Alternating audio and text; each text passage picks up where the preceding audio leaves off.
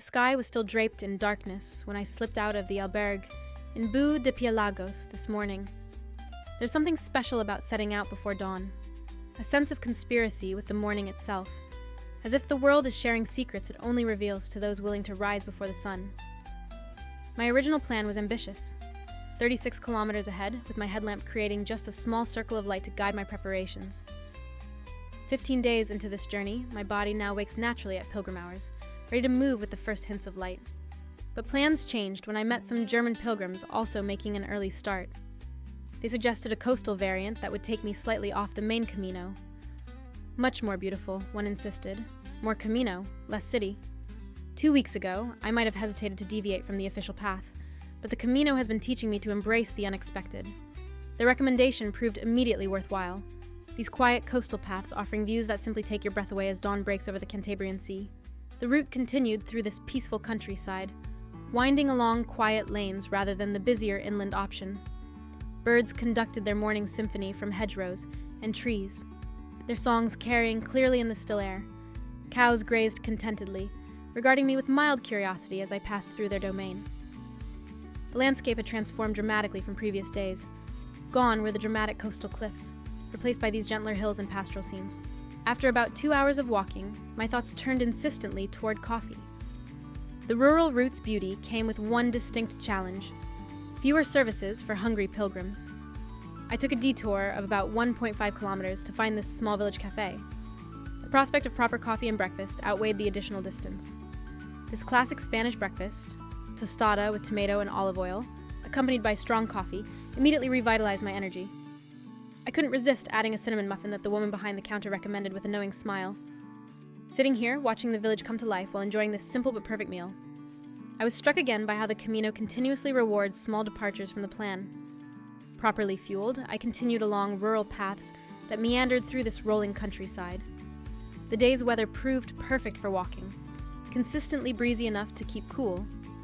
These expanses of yellow wildflowers swayed in the breeze, creating waves of color that seemed to flow across the fields. Today's trail was a perfect example of just letting go of the plan and following the path, meditative and peaceful, with the consistent soundtrack of birdsong accompanying my progress. The yellow arrows and landmarks continue to guide pilgrims as they have for centuries. Each marker a reminder that we follow in the footsteps of countless others who have walked this way before us. Throughout the day, friendly locals kept mentioning a town called Santillana del Mar. Muy bonita, they insisted, making hand gestures suggesting I should stop there rather than continuing to my planned destination. When Santillana del Mar finally appeared in the distance, the afternoon light was turning golden, casting a warm glow over terracotta roofs and stone buildings. The town emerged from the landscape like something from a fairy tale, a perfectly preserved medieval settlement that seems to exist outside of time. Entering through ancient stone gates, I found myself on narrow cobblestone streets lined with perfectly maintained historic buildings. Flowering plants cascade from window boxes, adding splashes of color to the weathered stone facades.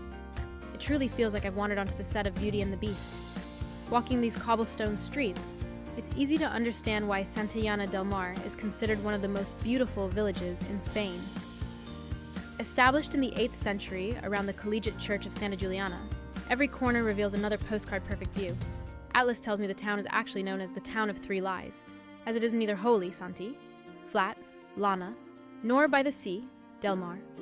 But what it lacks in truth and advertising, it makes up for in sheer beauty. After exploring the town and enjoying the local cuisine, I'm settling into this charming room for the night at another old monastery. After 2 weeks of primarily dormitory accommodations in the albergue, this private room in the monastery feels like a well-earned luxury. Through the window, I can see the garden bathed in the last light of day. Had I ignored the German pilgrim's suggestion to take the coastal route? Had I not detoured for coffee? Had I dismissed the locals' recommendations to stop in Santillana? I would have had an entirely different experience today. There's a saying among pilgrims that I've heard repeated in various languages along the way. The Camino provides what you need, not what you want. Today has been a lesson in listening, to fellow pilgrims, to locals, to the subtle nudges of intuition that suggest taking the less direct path. Sometimes, if you listen quietly to the Camino, it leads you where you're intended to go, even if that destination wasn't in your original plan. For the Mindie Life, this is day 15 on the Camino del Norte, where every long step is worth taking.